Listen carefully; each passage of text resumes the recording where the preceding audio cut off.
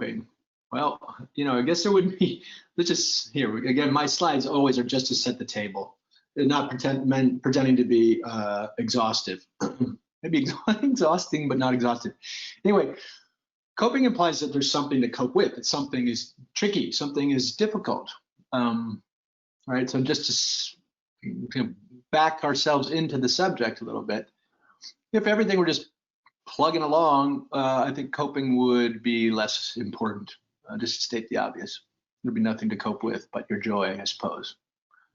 But within the context of illness and death, in general, and this is much of what I'm going to say here is just based on observation and trial and error, working with myself and people, patients, family, blah, blah, blah. But this part of the talk is sort of a little bit of a hypothesis. And the hypothesis is that really so much of our concerns, some of the things that vex us within this context very often trace back, or maybe always trace back, to existential fear. So in fear, you might find it find a different way to set up the need to cope. But again, in this context, I think you can usually trace it back to fear. Again, when we get to the conversation part, push back on that if you feel different. I would really welcome that. Did I miss a slide? No, here we go.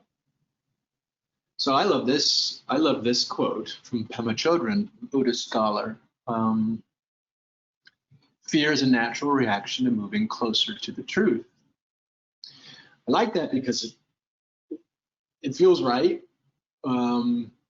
It suggests that the truth is a big, scary, unfathomable thing. And that fear is organic, natural, in a way, right.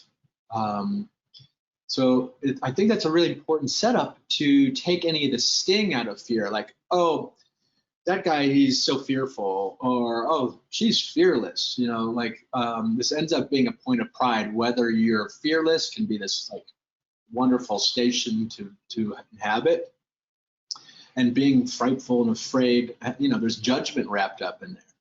But when we're talking about illness, death, suffering, etc., mortality, those are huge, huge truths. And for my money, largely or much of it is unfathomable. And that seems to be so much the scary part.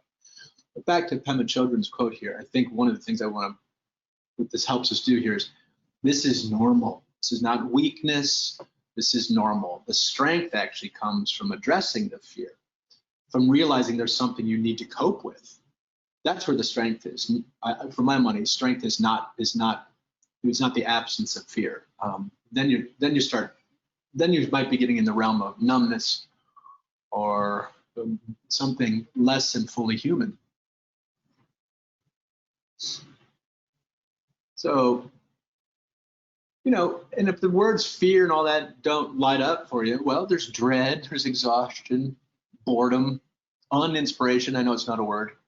But when you're cut off from the things that inspire you to feel part of something, to feel good, to feel interested, to feel connected, all of these states, pick a word, but one way or another, when you're feeling out of sorts, it often leads us to ask ourselves big existential questions like, why? What's the point of all this? What am I doing this for? Why me? Why am I here? And so that gets us to this existential domain underlying all this stuff, a particular kind of fear.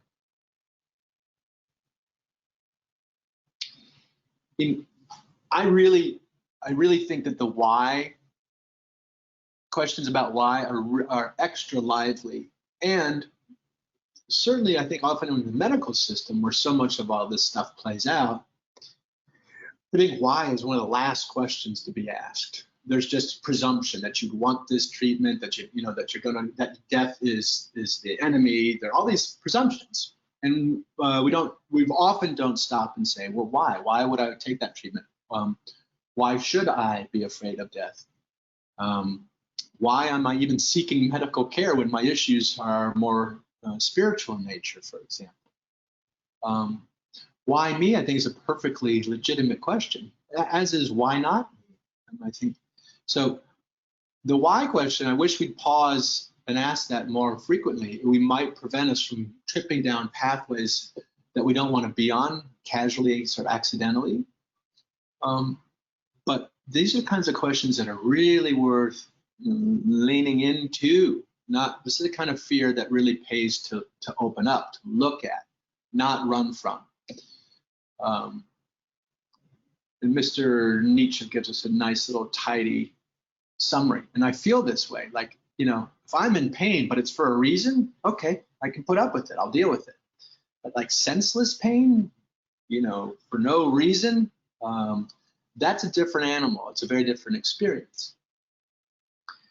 And then I like to kind of play around with those words. And I think it's also true for those who have a how to live can bear with almost any why. So sometimes there's no question, there's no answer to the questions of why, or we don't get to see the answer perhaps. But if there's some pathway to follow, some footsteps, a map or something to gauge ourselves in time and space and to move with, if we have something of a how, well, I think we're in a better place. I think that's a very helpful thing. And I also love this notion because, when it comes, especially with the frame of death, like okay, we're all going to die, death will happen, fine. But if, with that end point, in a way fixed, it's not fixed in time, but that's going to happen. We know that. So if we're sort of outcome oriented, we're doing all this work to achieve some outcome, but if we don't really acknowledge existential frame, if you pull back on the lens, in some ways it's all, the outcome is known, the outcome is death. And so once you kind of have the outcome, then it really becomes about the how. How becomes really exciting and interesting. It's something we get to play with. Almost like it feels like a guitar solo. Songs got a beginning and an end, but what happens in between? We can go all sorts of places, and that's where that's where we can begin to reframe this to get a little bit more excited about this fear-driven spring in us.